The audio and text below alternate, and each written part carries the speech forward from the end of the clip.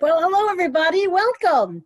Thank you so much for being here. My name is Judy LoBianco, and I'm the past president of Shape America and did lots with supervision in health and physical education programming for my whole career. And I couldn't be more thrilled to join you today to help you with the interview process, right? And when I say that interviewing with confidence is an important piece of this, it really is about being confident about who you are and what you know and why you're here. So I'm thrilled to spend the next hour with you exploring what it is that I've heard and seen in my interviews and give you some tips and tricks to help you get through the process in a way that makes you a little less nervous, okay? So thank you for joining me, and let's get started. First, I want to talk to you a little bit about the resume, because really the resume is the window into your life and the window that gets you in, right? And here in New Jersey, I would get, oh my goodness, 200 or more resumes for just one opening here in New Jersey. And that means that you have to put your best foot forward right away and start building that resume way before you think you're going to use it, right? So the kinds of things we want to see to get you down to the place where you're going to be the one that's interviewed are a couple of these suggestions I have here. I want to see that you have memberships on your resume, because that tells me that even before you get into the field, you want to stay connected to a professional network and want to be on the cutting edge of the stuff that's coming out in our profession, regardless of where you are in your career. So really important to have those memberships and to be connected with those national and regional and state organizations. Not because I want you to spend your money or any of that, but I'm telling you that the investment that you're making in that professional service is far worth it, and the return on investment is extremely important. So by telling me that you're a member of an organization, it tells me that you want to be connected professionally. So I would suggest getting those memberships under your belt. I also like to see that you've gone above and beyond when it comes to seeking out your own professional development opportunities. And in the age that we live in now, that couldn't be more easy. Lots of resources and venues available, some of which are free, so that you can continue to have a growth mindset throughout your career and show me by evidence of attendance at workshops that you want to be a learner in your profession, regardless of how many years you're going to be in this career. So always a good thing to attend as much professional development as you can to show me that you're always going to have that lens of a learner, right? And then in the resume, I like to see that if you're going to tell me you want to work with kids for the rest of your life, that you've had experience doing that above and beyond any student teaching you might have done. Have you done any coaching? Have you worked as a camp counselor? Are you part of a recreation center staff? Always those pieces that are helpful when it comes to the other professional experiences that show me that you have access to and experience with children. Always a good thing. And then have you volunteered anywhere? You know, that when you see that an applicant has given of themselves and of their time, it means a lot. It shows me that that might be something that you're going to do for me in my schools. Give of yourself and of your time on behalf of our children. So, and again, I remind, and I don't mean to be, upset you at this stage, but everybody did student teach. And so that's something everybody has in common with you. And everybody will have a degree and a certificate when they come out here to interview with me. So the piece around what makes you special is critical in this stage. It's critical about making sure that you pull away from that pack. So just a couple of things on the resume there that I wanted to remind everybody about. Just another couple of tips. You don't have to make it pink. You don't have to follow up with me about whether I got it. We get it. And, it's not about the piece of paper that it's on, it's about the substance of what it is. And if you have a 2-page resume, that's fine. I know the guidance on this is a little strange. Some people say don't go over 1 page. But look, if at the bottom of page 1, I'm interested enough to want to turn the page on you to page 2, then go to page 2. I'm leaving out here the possibility of anyone out there having awards on their resume or any kinds of recognitions that should also go on there. So just a real quick note about the resume. I hope that's helpful. All right. So what do we do beforehand? So here I am, I'm looking through the resumes. I have these 10 people usually that I'm going to bring in to interview. And I'll usually ask my office staff or my administrative assistant to call the person and see if they want to come in for the interview. So here I am, I'm calling you, I'm saying, I noticed that you've applied for this job. We're wondering if you'd like to come in and interview with us on a particular day at a particular time. And hopefully you're able to say yes to whatever time and date that is. A lot can happen, right? The time of year where people usually are interviewing are right after boards of education pass their budgets, which for here in New Jersey, that's March and April or so. So a lot of the September openings are going to happen in that prime time, and supervisors will fight for the best candidates at that time. So it's really important that when you think about looking for a job for September, that interview time is a very hot time to be available. So I wouldn't do any far away traveling for extended periods of time. I'm not asking you not to go on spring break or spring vacation or to go away for the spring. But, you know, if you do get the phone call and I say, this is the day and this is the time, I very much want to hear on the other side of the line, absolutely, yes, I'm available. What details do I need to know, right? So there are some things that are unavoidable. Sometimes you can't get to the date and time, and that's unfortunate. And, you know, I do bring an interview committee together for a stretch of time, possibly several days. And I can't just bring those people back together for one person. So please understand that if the timing isn't right, maybe it wasn't meant to be, but please put yourself in a position where you're fully and readily available for interviews as soon as you put your resumes out there, because you never know when you're going to get that call, right? Yes, so I always get a question as well about, well, if you tell me that I have an interview at a certain date and time and I'm teaching, I'm substituting, I'm in a leave replacement, do you want me to call in sick that day to come to your interview? The short answer is yes. Yes. You know, and all of your supervisors and bosses and principals understand that you're all looking for a full-time gig and a full-time situation, and you shouldn't feel guilty or upset by saying, you know, I can't come into work this morning because I have an interview for a full-time position. That's something that we're very used to and something that we all understand. So please don't feel funny about that. And I know that you want to be able to tell me, look, Judy, I want to come in for your interview, but I want to show you that I've got a great work ethic and not take off from my other job. I know it's a catch-22, but yes, you take off that morning or that afternoon and you come in for my interview. We get the dilemma that you're in and we understand. So the point here is I call you for an interview and I tell you the date and time, and I hopefully will hear a resounding yes. Absolutely, I'm free whenever you're ready for me, okay? So then you hang up the phone and you get excited. You're getting pumped. You're saying, yes, I got an interview. This is great. The first thing I want you to do after you get pumped is to go right on the internet and research the school district that you're interviewing with. And I want you to do that because just like I'm interviewing you to find the best person possible to fit my needs and my schools, you're interviewing us as well. We want you to be as comfortable with us as I am with you.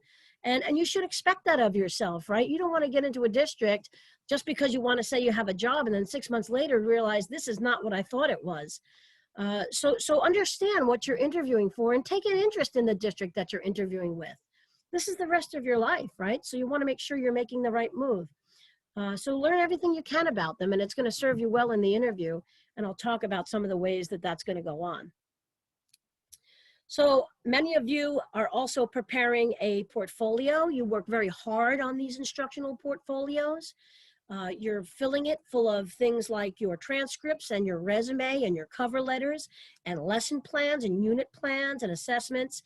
Those are very important pieces to your portfolio, and they provide the interviewer with the evidence that you are planning sequential and appropriate lessons in health and physical education. So yes, bring that big binder with you or whatever format you bring it in. I've seen people do it with QR codes on their phone. They've handed me their business card with a QR code and it opens up everything in their instructional portfolio, which is kind of cool.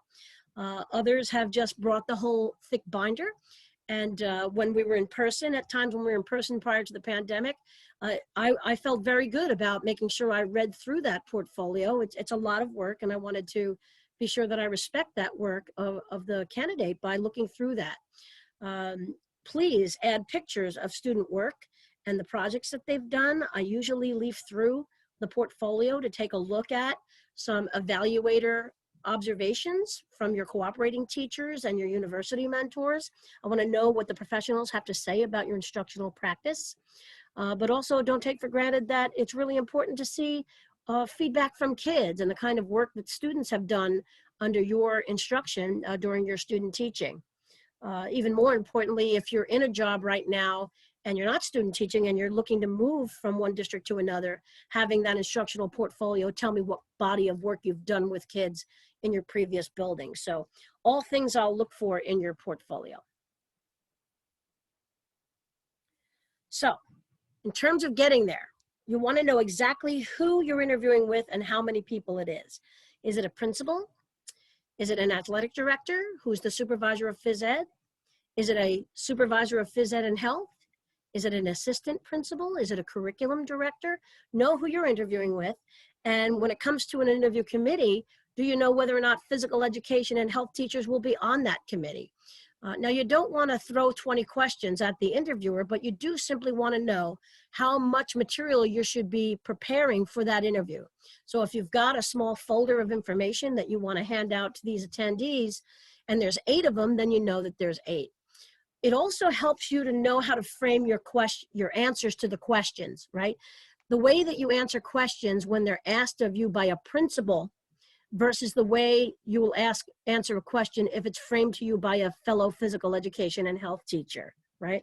When principals ask you questions, you want to make sure to answer in a way that shows how inclusive health and physical education can be toward the full school environment and how your culture in health and PE will promote whatever the theme is in the school, right? How health and physical education contributes to the academic success of every child. And making sure you know exactly what those messages should be based on who's interviewing you. You know what I mean? You know, when a principal interviews you and asks you about particular instructional strategies, you know what it is we do in physical education and health, and it's an opportunity to advocate and educate the principal about what it is we do. So just that's the distinction I'm making and why you should be asking who it is that you're exactly interviewing with. I always ask that you be a few minutes early. If it's a virtual call, obviously being early takes on a whole new meaning, but eventually you're going to have to be in buildings where you meet face-to-face with folks, and it's always good to be a few minutes early. And it gives you the opportunity to soak up the culture of a school and of a main office or an office building. You know, every time I had candidates come in, they sat in the main office of the school and would chat it up with the main office secretary and look around at the bulletin boards and grab some brochures from the desk that was nearby. You can learn a lot about a school from the workings of the main office and from chatting with the main office secretary. That person is oftentimes the heart of a school and has a good way of you know, reading people and will often come to me, the main secretary, and say, you know, that candidate that was here before, he was really a polite guy, and he was, you know, we have these conversations whenever we have potential candidates coming into our school because we're all interested in whether or not you're going to be part of our family, right? So don't take for granted that you should chat and have those conversations in the main office and be cheerful and outgoing and confident when you have those conversations with people who are greeting you at the door. What should I wear, Judy? Well, you should dress professionally, and that means stay away from a lot of bright, flashy colors like yellows and orange and neon ties and all that nonsense. It's a professional look, and it's you know, the gray and brown, the gray, brown, or black tones, blouses and dress pants or jackets and ties. Dress professionally and be ready to go and show folks that whatever it is they think a phys ed teacher is, we still can clean up pretty nicely and be as professionally dressed as anybody else, right? So dress professionally. If it's online, yes, still dress professionally. So you're dressed as if you were going in person to see the person in person, right? So dress professionally, all right?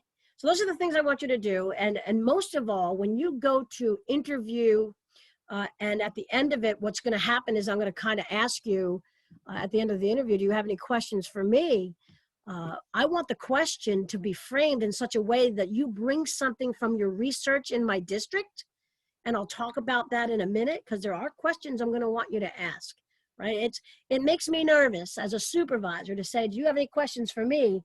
And you say, no, not really, right? How interested in my job could you be if you have no questions for me, right? So we'll get to that in a minute. So boom, we're here, we're there, we're going to get into this interview, and we're going to delve into the actual questions that I would actually ask. A couple of notes during the interview. Think about what your educational philosophy is in general, about preparing kids academically, but then also what your health and physical education philosophy is. I mean, you've been training your whole 4 or 5 years for this, and you really need a solid grip, a confident grip on what you believe is best for kids in health and PE. Think about the way you'll structure a lesson if asked, right? Not only because you may be asked in an interview, but also for the demo lessons, right? So when you think about what you want to do to teach in front of folks to put your best foot forward, what does that look like? Please know the standards, the state and national standards in health and PE. Know your content. You've been studying for very long, and this is not a question that you should be tripping over. You should know what kids should know and be able to do by the end of major grade level outcomes. All right, so really study those standards. You don't need to know them verbatim. You don't need to wow me with tons of academic language, but you should know, for example, that kindergartners should not be playing 5-on-5 basketball. You know what I mean? So really be familiar with your standards. We don't want you to memorize them, but I certainly do want you to be familiar. I want you to really think about what are the best ways to manage student behavior and discipline in the classroom. I want you to have a solid answer around what you do when a student goes off task, what you'll do when a student is engaging in behavior that is unsafe, what you'll do when you're sitting in a health class and a student goes to say something inappropriate. Think about the ways that you'll react and respond in a calm and appropriate manner when it comes to the issues around behavior in your classroom. That's typically a question that lots of principals will ask. And basically, they don't want to hear you say, if a kid acts up, I'm sending them to the principal. That's one that the principal doesn't want to hear, right? So in what ways are you going to engage kids to make sure that they understand that there's an expectation of behavior? Think about your answer to that question. And then, although I told you that you should know the standards, you should, not know them verbatim, not be able to script them like a dictionary, but you do need to know the buzzwords that take you away from the pack. I'll expect to hear words like physical literacy and health literacy. I'll expect to hear the words of our academic language, such as locomotor and manipulative, invasion, net and wall games. Use the stuff that we know. I mean, you learned all about this stuff. We are trained professionals and professionally certified in this stuff. So you should know these words and not be afraid to use them, and not be afraid to tell me what it is that you know. Very, very important. And if you're interviewing in a situation where, and I don't know how much longer the virtual environments will take place, if you're in a situation where you have examples in virtual and hybrid environments, that's even better, right? Because we know that the profession does look different when we're in an online setting than it does in a regular setting or an in-person setting. So those are all the things I want you to really reflect on before you actually walk into the room. This is going to make you feel more confident about what you're saying. All right. So I'm going to interview you, and I'm going to help you with some of these answers. And hopefully when you go to think about the way you would answer these questions, you're going to be spot on, right? So as you prepare, as you get interviewed right now, like if you're watching me right now, you're getting interviewed by me, you might be feeling like your heart's starting to pound out of your chest, and your palms are starting to sweat, and your mouth is getting dry. And it happens. It's the response of the body to something unexpected. It's the response of the body to something that's so high stakes. And so I always tell my candidates, have a bottle of water next to you. Have a bottle of water ready to go. There is something that happens when you're in a high stress situation that dries out your mouth and gets you excited. And it's not a bad excitement. It's just adrenaline flowing and stuff that happens, right? So try to take your deep breaths and take a sip of water when you need it. And, you know, if an interviewer asks you if you want a cup of coffee or a sip of water or a bottled water, it's not a trick. We just want to know if you're thirsty, right? It's not part of the interview. So, are you ready? Here we go. Hi, I'm Judy LoBianco, and today I'm going to be interviewing you. So, candidate, tell me why. Why do you want to be a health and physical education teacher? Now think about your answer to this and really reflect on the depth of your answer.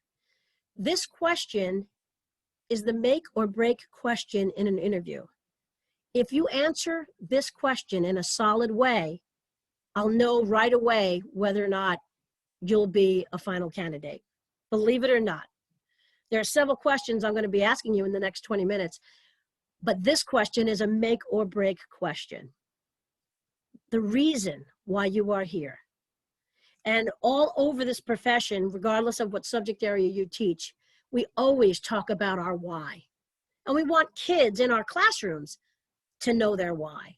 Your why will propel you into a successful career. Your why will help you secure a happy, passionate career in health and physical education where you never get bored or burnt out. Your why has literally solely have to be about kids, right? Kids have got to be in this answer, my friends. And kids have to be in this answer because it's the first thing I want you to be thinking about when you think about going into this field, right? And I've heard so many different answers to this question, some that knocked it out of the park and others that were just, oh man, you worked your whole life to get to this moment. How could you say this particular thing, right? So let me give you some examples. Some of the great things I've heard.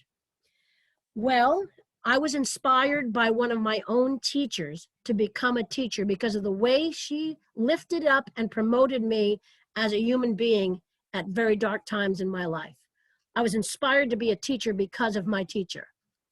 Well, I chose health and physical education because the idea that I could contribute to the healthy, active lifestyles of children throughout their adulthood really makes me excited about the chosen profession I'm in.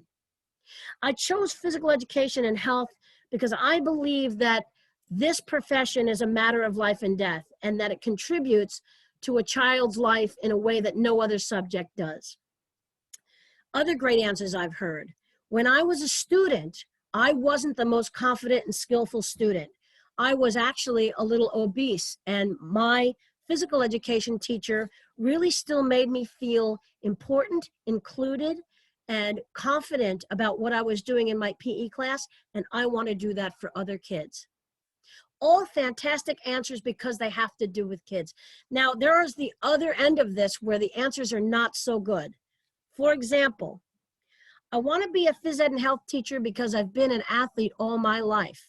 My father is a phys ed teacher. My aunt is a phys ed teacher. I love to play sports. Do you see the difference?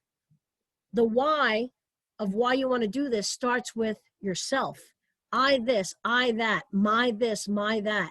And a lot of the answers focus, if you notice, on sports and content, on the own person's ability. I'm an athlete.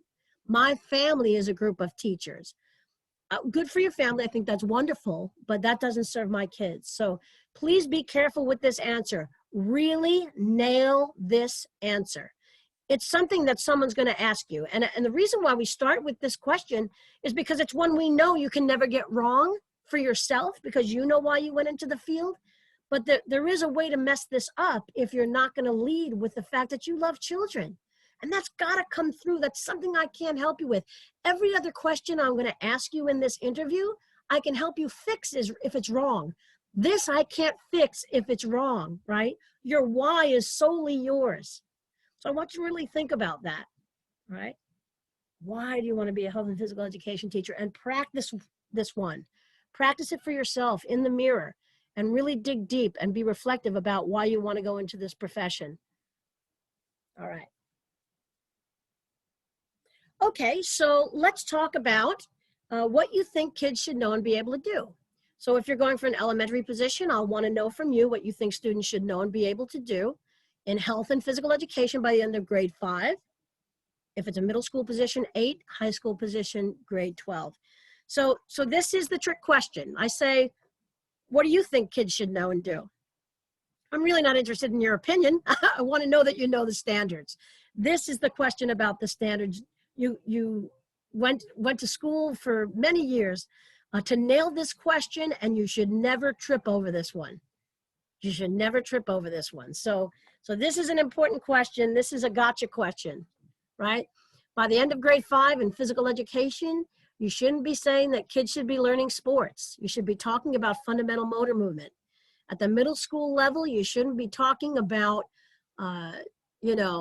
anything except for invasion and strategy and offensive and defensive strategy and fitness movement, fitness concepts. You should be talking about cooperative activities and social emotional learning.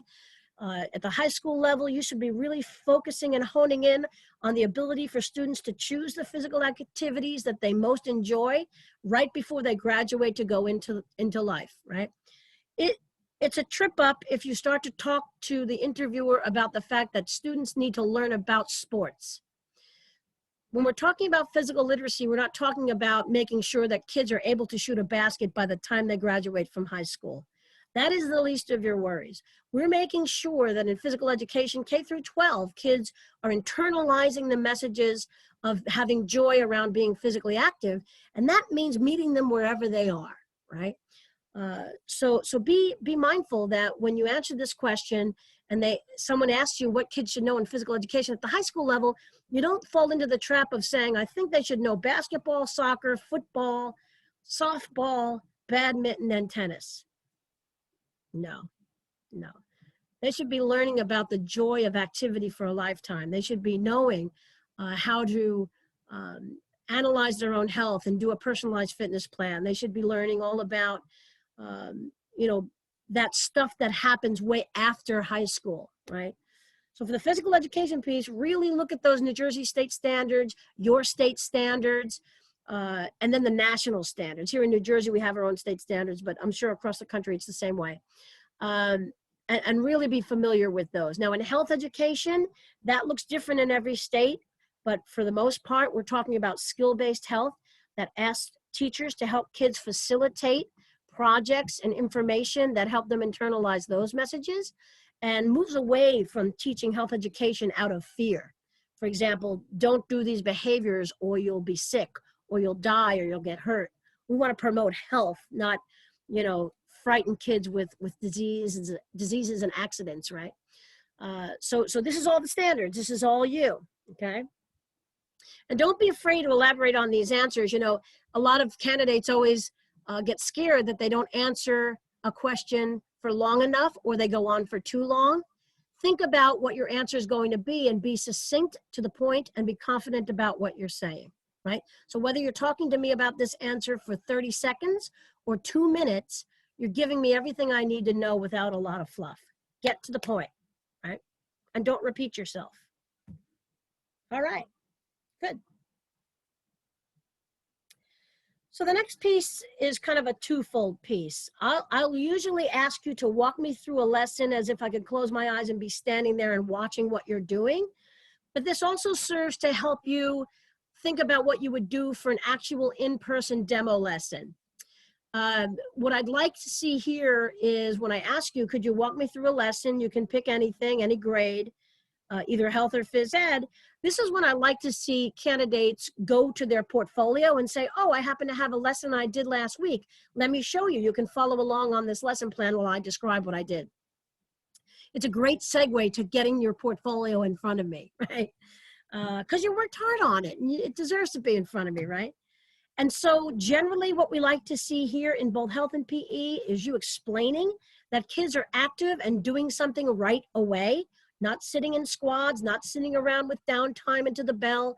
They've got a do now on the board in health. They've got a reflection activity. They've got a perimeter walk that they're doing and a walk and talk around an essential question in the gymnasium, giving them something to do as soon as they come out of the locker room or as soon as they step into the health room, right? And then having that be related to the objective of the day, an objective that should be verbally stated and also somewhere written so that kids can refer to it, either in the gymnasium or in the health classroom. And then once you explain the objective and you're breaking into either a skill practice piece or an activity in the health room, and then a small-sided game situation. I don't know, I'm just being general. The learning activities, 2 or 3 learning activities.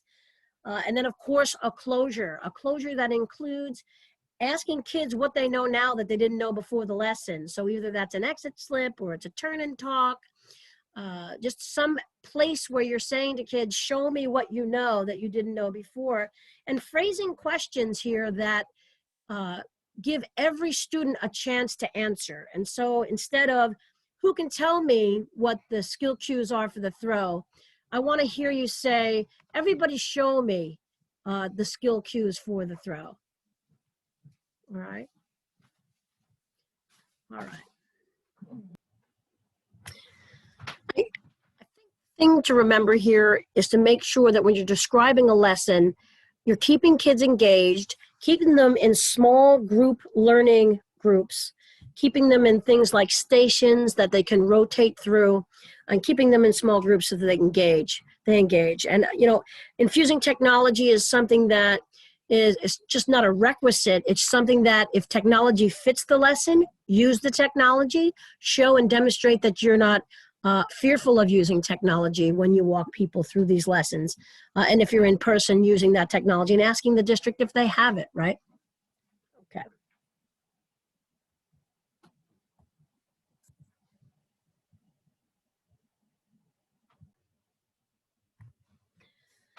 The next question I'm going to be asking in this interview is very important, right? So I've asked you, why do you want to become a health and phys ed teacher?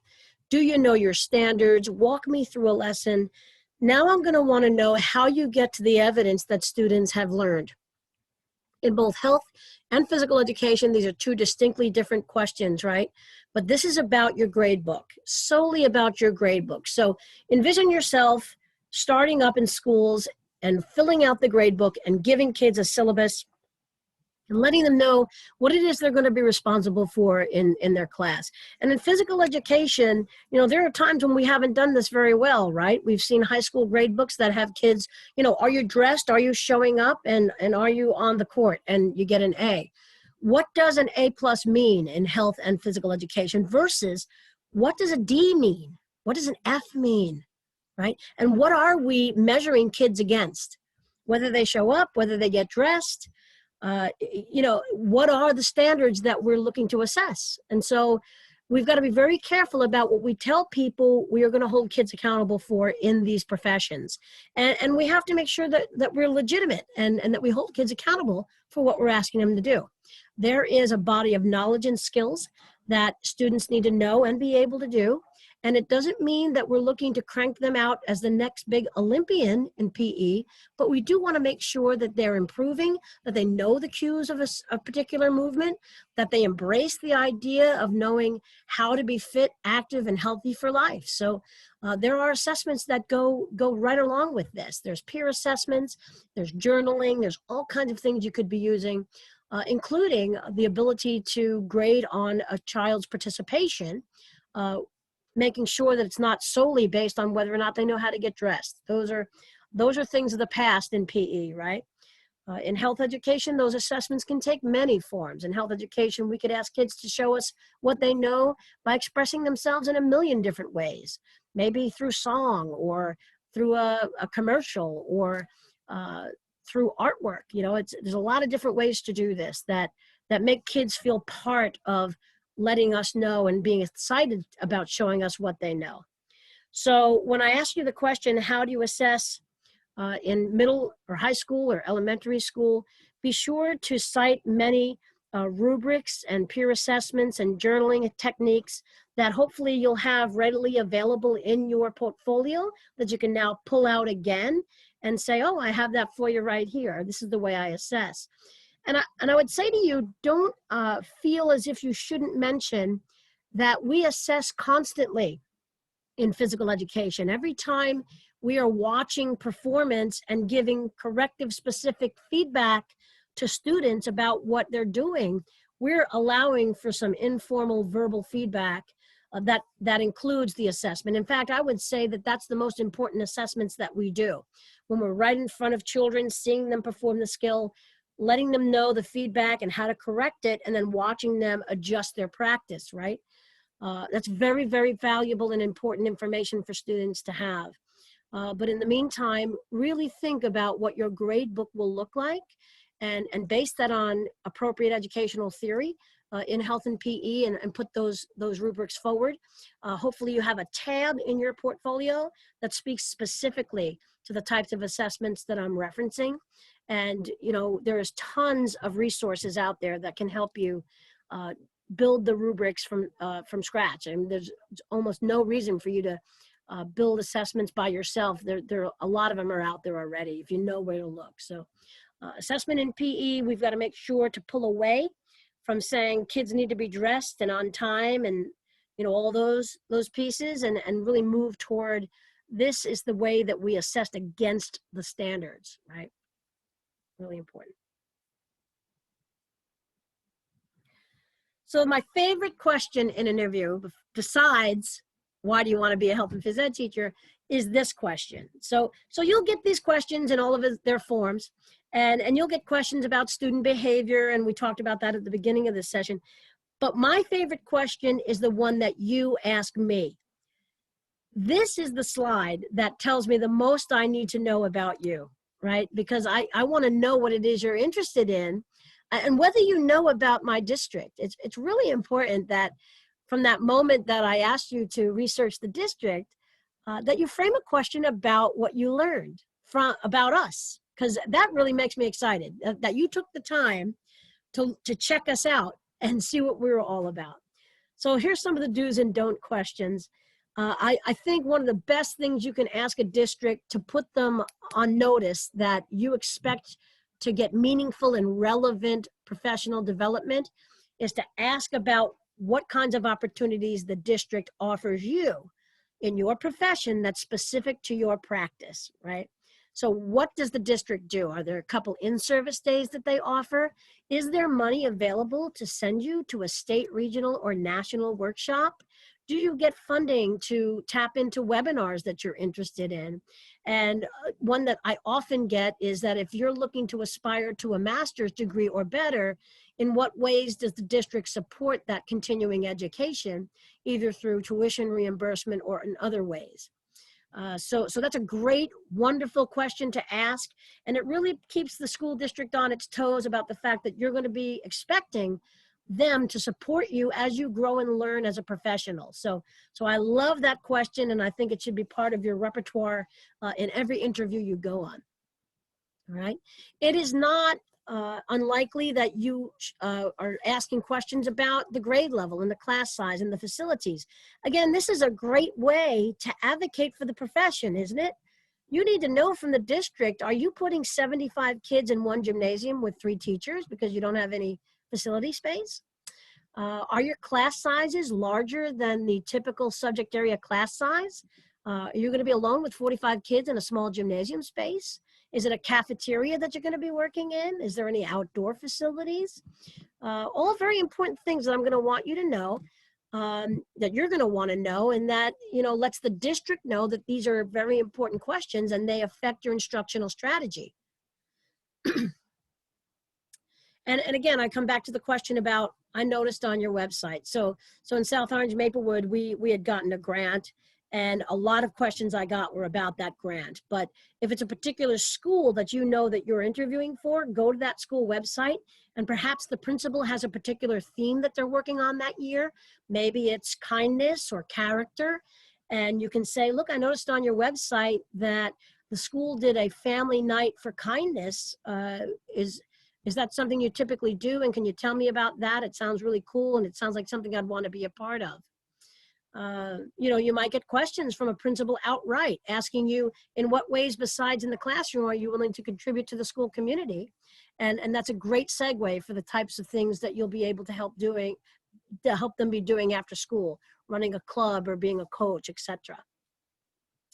All right. Now, if the interviewer is not specific about the timeline for hire, and they should be, you should be asking about next steps. But after you finish with whatever questions you have, you should hear them say, okay, from here, we're going to be interviewing over the next 2 weeks, and every candidate should be hearing from us within the next 3 weeks. And hopefully, whether you go to the next round or get the job or not, you'll be hearing from the school district, okay? You should avoid questions about any salary or benefits. Those are the questions you ask after they offer you the position and you meet with the higher ups. So I would back off of that. I also want you to make sure that it's not the moment where you're asking for a tour of the building, right? So here we are, we're in an interview, we're in all day sessions with candidates back to back to back, and there's really no time for that. And you really can't go wandering around the building by yourself for the most part. So don't be asking for a tour of the building. That's really not the time for that. And I mention this because, you believe it or not, it comes up a lot. So yes, so those are the questions I want you to think about asking, so that you can get a kind of a feel for what your life would be like in the district and in the school.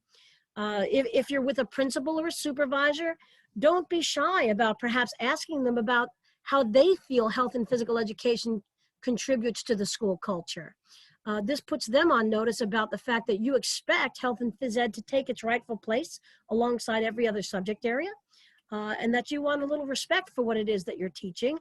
I know that doesn't seem fair, and it's not always a good thing to hear that health and phys ed has to advocate for itself in ways that other subject areas don't. But I certainly do think that it's, every opportunity that you're in front of someone that's asking and answering questions about health and PE, that's your moment. And you should get in the habit of understanding that with your life in health and PE comes a life of advocacy, and it's extremely important. So then it's finished, and you take your deep breath and you walk out and you go, whew, thank goodness. And then I want you to do a couple things. I've seen a lot of cool things happen with people that interview with me, and some of them happen a couple days later, but some happen right away. Sending a handwritten follow-up letter to the person you interviewed with is seriously a completely lost art. You very rarely see it, and when I do, I am so thoroughly impressed that someone took the time to buy the card, to write the card, to address me by name, to know my address and where my office is, and send it off right away. It is a really above and beyond piece. It goes beyond just the email that I know that you will all send after the interview. I mean, that's a given, to email everybody and say, thank you for having me. I look forward to hearing from you soon. But this handwritten piece, it's a lost art that is very special. And when we were all in person, I'd have some candidates, I don't know how, found out where my mailbox in the main office was, and they had the small thank you note ready to go. And as they left the interview, on their way out, put it directly into my mailbox, which was, that's impressive. That's impressive, right? So for those of you who are thinking about that piece, being able to go above and beyond, I think that's a really nice touch. At the very least, you are offering an email to the interviewer and perhaps the people who are in the meeting, if you can get their email addresses, and saying things like, thank you so much for the opportunity to talk to you about my beliefs around health and physical education. I'm really excited for the opportunity, and I look forward to hearing from you soon. And that should happen within 24 to 48 hours. I don't want to hear from you a week later. It's one of the things you should be thinking about as you walk out the door or you turn off the screen. But what's really important is that you don't follow up and call me and ask me and email me, where do I stand? Are you finished with interview? Don't do that. Don't do that. Please don't do that. That's going to make you sound a little desperate. We don't want that. You want to make sure that you're polite, that you're cordial, that you're extending the thank you and the excitement about the process, and that's it, right? And then the rest lies on the school district. Now, I know that for those of you who are going to go out there and do 3, 4, 5 interviews, if you get more than one offer, you're going to have to start to press these school districts for an answer. And they might say to you things like, especially if they're really interested in you, they'll say things like, are you interviewing in other places? and what's your timeline, you know, and I'll want the very best candidates and I'll fight for them. I will. So really, really important stuff. After you've interviewed with us, we are probably going to call your references. So make sure you pick your references wisely, because we're going to ask them about your demeanor and your personality and how you deal with stress, and times when the reference thought that you did something wonderful versus a time when you struggled, and make sure you pick those people very wisely, because we will call them. And in some cases, we'll Google you. We will Google your name, we'll Google you. So if you haven't Googled yourself, is that a verb? In a while, go on the internet and Google yourself. What shows up first? What will I, as your supervisor, see if I Google your name and you come up on social media? What pictures show up? What Twitter handles? What Instagram photos? Take a look at that. And when you're looking to get on social media and you have your email addresses secured, make sure they are appropriate and professional social media handles and email addresses. All little things that you don't tend to think about, but all stuff that's very significant. So in closing, the interview process is one that shouldn't make you afraid or nervous when you feel secure about your convictions about what you want to do in this profession. Interviewing with confidence is about being confident. It's about being excited and enthusiastic about entering this field. You've worked so very hard to start your life in this career, and there are scores of children that are going to be excited to have you in front of that classroom. And I want you to be sincere and comfortable about what it is you want to do with the rest of your life, and be enthusiastic about children, and really make sure that above the nervousness and above the fear you might have during the process, that passion for children and excitement about what you're about to do really comes through in the interview. And again, as you saw by the questions I was asking, if you say something that's not quite right about the standards, if you walk me through a lesson and there's some questioning techniques that don't exactly sound right, if you forgot to add the closure, if you say something about handling student behavior that's not quite the exact right answer, again, those are all things that with a little coaching, everybody can have fixed, as long as you're open to the growth mindset, right? Again, the one thing I can't fix is you in front of that interview committee being as excited as you can be about starting a life helping children on the path to health and physical literacy. As long as you are secure in that and are able to bring that through and talk about the passion you have for the kids and then the profession, and the excitement you have for building relationships with young people, the quicker you're going to get that job. So with that, if you need me to have a look at your resume, if you'd like to chat with me, get a hold of me for any reason as you move into this phase of your life, I'm more than happy to help out. Again, here's my email address and my Twitter handle.